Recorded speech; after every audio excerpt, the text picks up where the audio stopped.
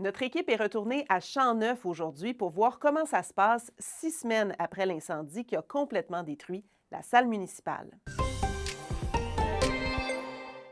Bon vendredi, on commence à penser à la reconstruction à Champ-Neuf. Rappelons que le 5 décembre dernier, les flammes ont ravagé la salle municipale qui abritait les bureaux municipaux, donc tout ce qui est administration, mais aussi une salle des loisirs toute neuve avec notamment des allées de quilles.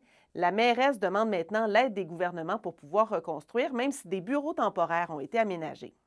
On vous avait promis de vous reparler d'impression 3D. On est allé à la rencontre de David Laliberté au Cégep de l'Abitibi-Témiscamingue. On a essayé de répondre à la question, est-ce que c'est vraiment possible d'imprimer des logements? Au Canada, il y en a quelques-uns déjà, par contre. Il y a déjà près d'une dizaine de bâtiments d'imprimés. Il y en a en Ontario, en Alberta notamment. Puis, ces bâtiments-là, par contre, ont été faits sur site. Donc, on a mobilisé un équipement comme ça sur le chantier, puis on a imprimé sur site. Nous, ce qu'on veut tenter, c'est de le faire en usine. Pourquoi? Parce qu'on ne pourra pas imprimer à l'extérieur à l'année longue, en fait. Et en terminant, l'auteure-compositrice-interprète Sarah Dufour est de passage dans la région pour une série de 7 concerts en 9 soirs. Elle s'est arrêtée dans nos studios.